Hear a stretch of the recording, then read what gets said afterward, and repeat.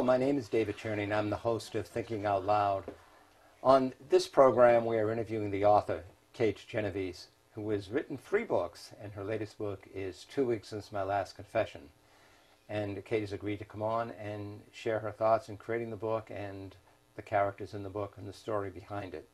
Thank you very much for watching Thinking Out Loud.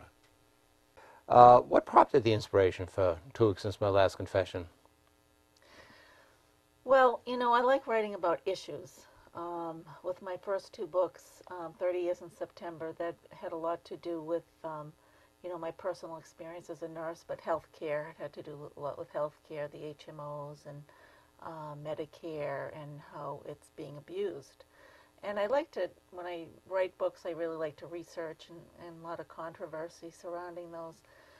And then with my second one, it had a lot to do with hepatitis C. Mm-hmm.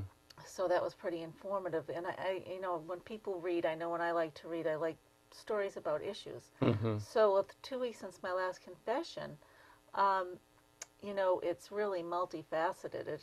It's a family saga, and it's about a large Irish Catholic family in the Boston area spanning over 30 years, from 1951 through the 80s.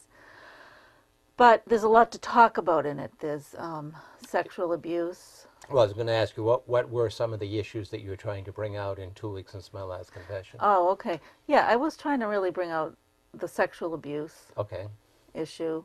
There's some physical abuse in it, and also drug addiction, which is very important, and as well as teenage pregnancy.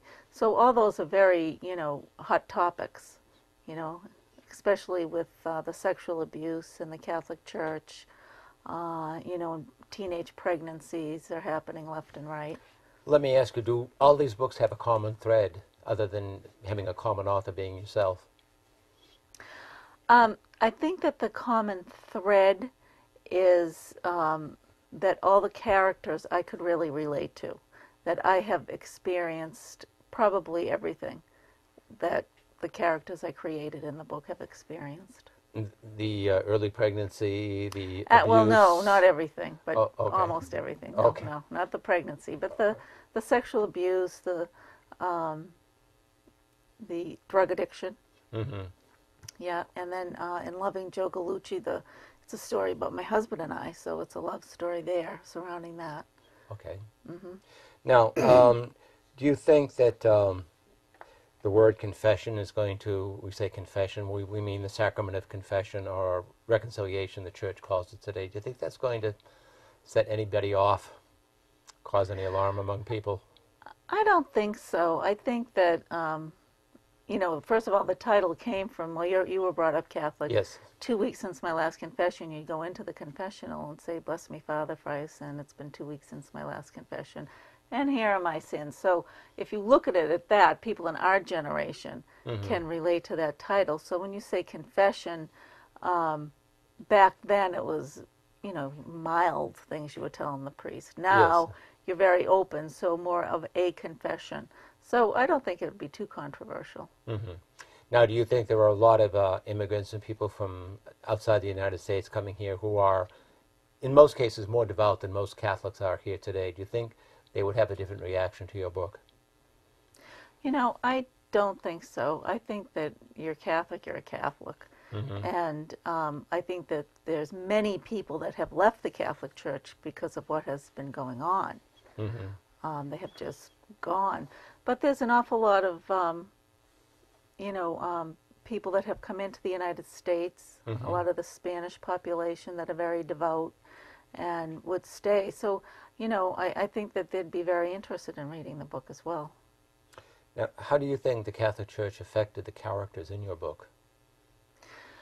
I think that they had a huge effect. Molly and Sean and, the other siblings were brought up by a very strict Catholic mother. The father was somewhat strict, and he was Catholic. Would you say that the Catholic Church gave them their values growing up? Well, he gave them the values. It wasn't always a good connotation for them. Mm-hmm. But, yes, in many respects. I mean, they always went back to their belief in the Church for the most part. Mm-hmm. But they also were brought up with the guilt of the church. You know, they felt very guilty about so many things. I was going to ask you about that. Would that be one of the examples of what you mean by a negative connotation, or one of the negative carryovers from their Right, Catholic right. upbringing, having that shame Exactly. and guilt? Yeah, they felt guilty about everything. Mm-hmm. You know, both of them. If you read the book, you see Sean, he's in Vietnam. And then later on in years, he's not going to church anymore, and yet he feels really guilty about that because they were brought up, you go to Mass every week, you know, even basic things like, you know, like not to have impure thoughts because that's a mortal sin. And, you know, everything they did in their lives affected them. Mm-hmm. Yeah. So it made them feel guilty in many ways.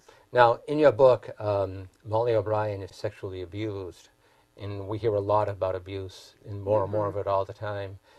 How can we as society stop abuse? Or do you think it will stop? Or will it always be with us? You know, I don't think that it will ever stop. I Mm-hmm. mean, it's been going on since the beginning of time. Even biblically, if you look in the Bible, it happened there. It can be arrested now that we have the awareness of it, Mm-hmm. and how it can stop or, you know, be aware that it's happening is, you know, like school systems, parents, organizations, sports teams, just to be aware of kids that are acting out, because generally that's how you find out something's going on, something's amiss. So you think that they're acting out in reaction to some of the abuse they're experiencing, Yeah, either at school or among their teammates, classmates, or in their home environment? right, exactly. And at an early age, it can happen. They can be very angry. They can act out as little kids sexually themselves. They can be very provocative at an early age. So, I mean, that would be a heads up to me, like what's going on. I was a school nurse for 5 years, and I ran into some kids that we found out afterwards were sexually abused. Can I ask you, you're a school nurse in a public school or a In a parochial? public In a school. Yeah, okay. yeah. So there was several times that kids came to me with physical problems, because a lot of times emotional issues are manifested by physical problems like headaches, stomach aches, gee, I don't want to go home today, you know, a variety of different complaints. And when you talk to them and get to the bottom of it, a few times you found out they were being abused by somebody.